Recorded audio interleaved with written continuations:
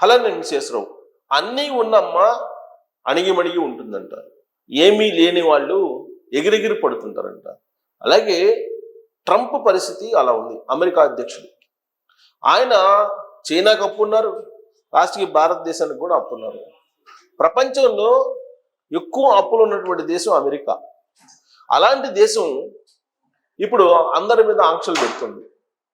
ఆంక్షలు పెడుతూ భారతదేశాన్ని కార్నర్ చేసేటువంటి ప్రయత్నం చేస్తూ ఉంది. అందుకే నరేంద్ర మోడీ గారు కీలకమైనటువంటి నిర్ణయం తీసుకోవడంతో గిలగిలా కొట్టుకుంటున్నాడు ట్రంప్. ఏంటి అని అంటే, అమెరికా యుద్ధ సామాగ్రి, రక్షణ ఉత్పత్తులు కొనుగోలు చేస్తే అవి పనిచేయవు సరిగ్గా, అవి వేస్ట్ అనేటువంటి స్థాయిలో ప్రపంచంలో చర్చ జరుగుతుంది.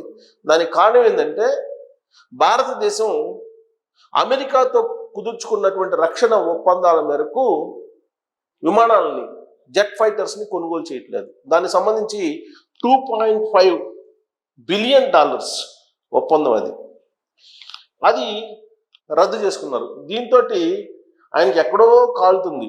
$2.5 బిలియన్ అంటే ఈ డీలు రద్దు చేసుకుంది భారత్.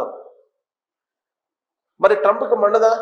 ఎందుకంటే అమెరికా ఇవాళ అగ్రరాజ్యంగా ఉందని అంటే కేవలం రక్షణపరమైన ఉత్పత్తుల్ని అమ్ముకుంటూ బతుకుతూ ఉంది ఆ దేశం.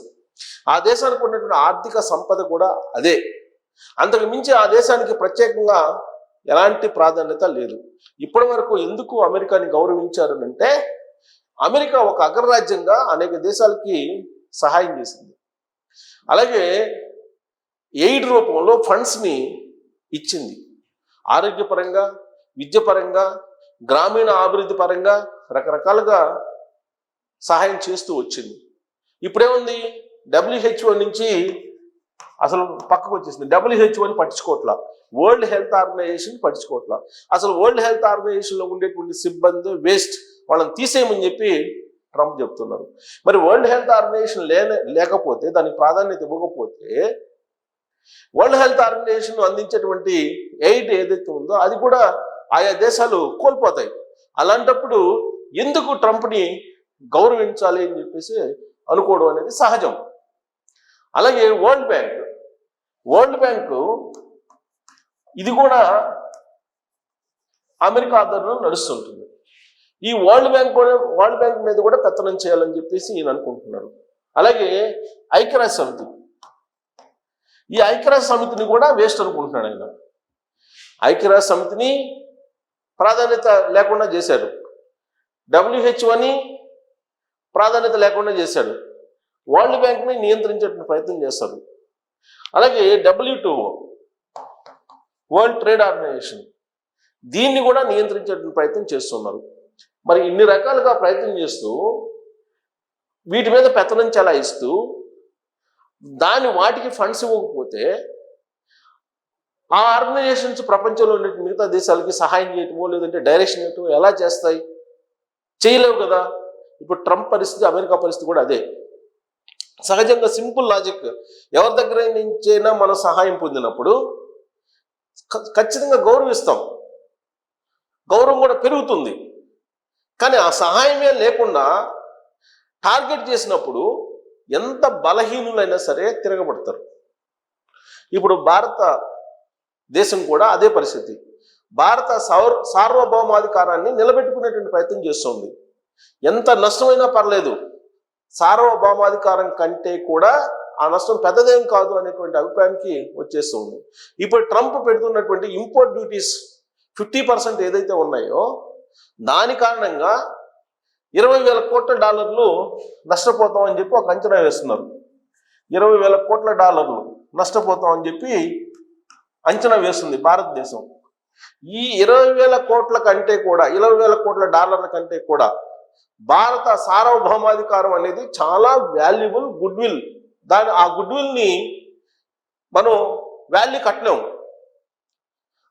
అందుకే ఇప్పుడు ఈ $20,000 కోట్ల నథింగ్ అనేటువంటి అభిప్రాయానికి భారత ప్రభుత్వం వచ్చింది. భారతదేశం ప్రజలు కూడా శభాష్ అంటూ ఉన్నారు నరేంద్ర మోడీ గారు తీసుకున్నటువంటి నిర్ణయాన్ని.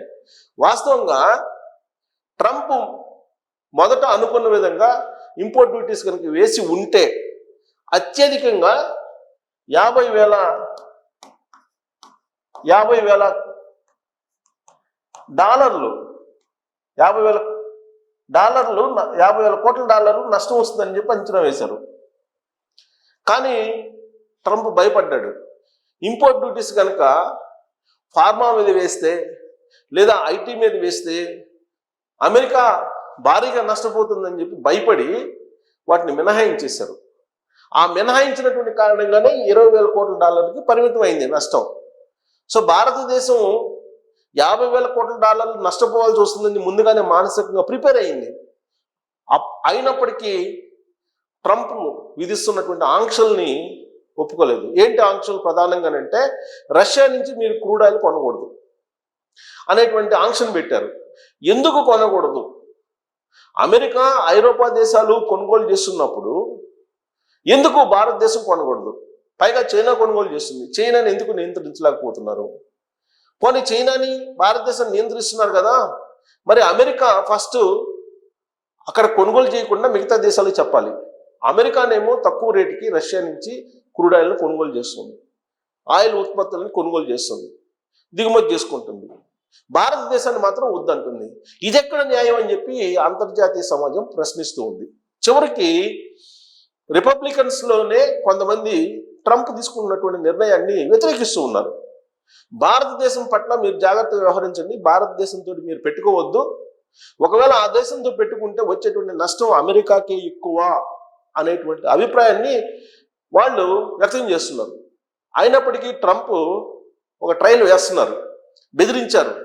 కానీ భారతదేశం బెదిరిపోలేదు. నరేంద్ర మోడీ గారు చాలా లైట్గా తీసుకున్నారు ట్రంప్ని.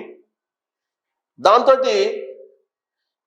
ఫార్మాని, ఐటీని ఈ రెండింటిని మినహాయించి మిగతా వాటిని ఆక్వా ఇలాంటి వాటిని ఇంపోర్ట్ డ్యూటీస్ పరిధిలోకి తీసుకొచ్చారు. అయినా కానీ పెద్ద అంటే అనుకున్న దానికంటే కూడా నష్టం తక్కువగానే ఉంది కాబట్టి భారతదేశానికి ట్రంప్ని ఏమాత్రం లెక్క చేయట్లేదు. డోంట్ కేర్ అంటుంది భారతదేశం అమెరికాని. మీరు ఎన్ని ఆంక్షలు పెట్టుకున్నా మేము రష్యాతోటి కలిసి ఉంటాం, రష్యా క్రూడ్ ఆయిల్ని మేము కొనుగోలు చేసుకుంటాం, మా సార్వభౌమాధికారాన్ని మేము కాపాడుకుంటాం అనేటువంటి యాంగిల్లోనే వెళ్తూ ఉన్నారు. సో దీంతో ట్రంప్కి మెంటల్ ఎక్కింది ఒక రకంగా చెప్పాలంటే. ఏం చేయాలో అర్థం కానిటువంటి పరిస్థితి. ఆయన మళ్ళీ ఒబెల్ ఆఫీస్ నుంచి ఒక లీక్ ఇచ్చారు తాజాగా. ఏంటి ఆ లీక్ అంటే, భారత ఆయిల్ కంపెనీలు అంటే మనకు ఉండేది హెచ్పి, హిందుస్థాన్ పెట్రోలియం, అలాగే భారత్ పెట్రోలియం,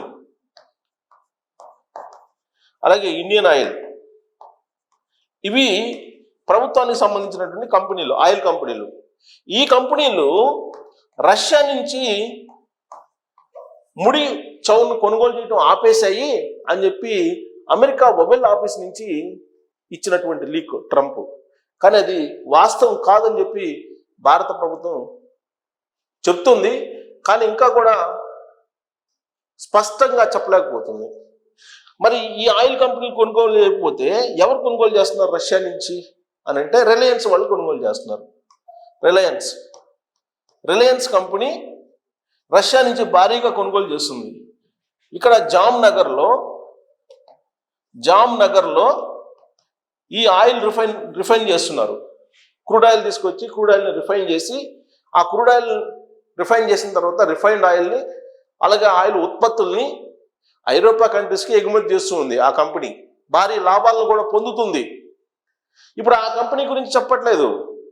ఒవెల్ ఆఫీసులో ట్రంప్ ఏం చెప్తున్నారు, భారత ఆయిల్ కంపెనీలు రష్యా నుంచి కొనుగోలుని ఆపివేశాయి, అందుకే మేము ఫార్మా అలాగే ఐటీ ఉత్పత్తులకు సంబంధించి ఇంపోర్ట్ డ్యూటీ నుంచి మినహాయింపు చేశాము అని చెప్పి చెప్తూ ఉన్నారు. మినహాయింపు చేసినటువంటి కారణంగా మిగతా వాటికి మాత్రం మేము ఇంప్లిమెంట్ చేస్తాము, మిగతా వాటికి రుసుము కూడా వేస్తాము, మేము అబ్జర్వ్ చేసామని చెప్పి చెప్తున్నారు. మరి దీంట్లో నిజం ఉందా? భారత ఆయిల్ కంపెనీలు రష్యా నుంచి క్రూడ్ ఆయిల్ని కొనుగోలు చేయడం ఆపేశాయా? కేవలం రిలయన్స్ మాత్రమే కొనుగోలు చేస్తూ ఉందా? అందుకే ట్రంప్ ఇప్పుడు ఫార్మాని అలాగే ఐటీ ఎగుమతుల్ని మినహాయించి ఇంపోర్ట్ డ్యూటీని విధించారా? ఏది నిజం ట్రంప్ చెప్తున్నటువంటి వాటిలో? ఆయన అన్ని అబద్ధాలు చెప్తున్నారని చెప్పి భారత ప్రభుత్వం చెప్తుంది. ఆపరేషన్ సింధూర్ విషయంలో అబద్ధం చెప్పారని చెప్తుంది. అలాగే ఇంపోర్ట్ డ్యూటీస్ విషయంలో కూడా 250 అని చెప్పేసి నేను ఇప్పుడు అన్నానని చెప్పి మాట చెప్పారు అంటున్నారు. ఇప్పుడు భారత ఆయిల్ కంపెనీలు రష్యా ముడిచమును కొనుగోలు ఆపేసాయి కాబట్టి నేను వాటిని మినహాయించాను అంటున్నారు. సో ఇలాంటి అబద్ధాలు ఎన్ని చెప్పినా నరేంద్ర మోడీ గారు తాను చేయాల్సిన పని చేసుకుంటూ వెళ్ళిపోతున్నారు. భారత ప్రభుత్వం ఎంత నష్టాన్ని భరాయించడానికైనా సిద్ధంగా ఉంది, కానీ సార్వభౌమాధికారాన్ని కోల్పోవడానికి సిద్ధంగా లేదు. ఒకవేళ ఆ పొరపాటు చేస్తే నరేంద్ర మోడీ గారికి రాబోయేటువంటి రోజుల్లో పరిస్థితులు ఏంటి అనేది ఆయనకి తెలుసు. సో కాబట్టి భారతదేశం అమెరికాకి తలొగ్గదు. పైగా $2.5 బిలియన్ విలువైనటువంటి ఒప్పందాన్ని రద్దు చేసుకొని పిడుగు లాంటి వార్తను ట్రంప్ మీద వేసేసింది భారతదేశం, మోడీ తీసుకున్నటువంటి నిర్ణయం. దీంతో ట్రంప్ ఉక్కిరి బిక్కిరి అవుతున్నారు. మరి ఇలాంటి పరిస్థితుల్లో అమెరికా నిలబడగలదా భారతదేశానికి కాదనుకొని అనే దాని మీద మీరు ట్రోల్ చేయొచ్చు. Thank you.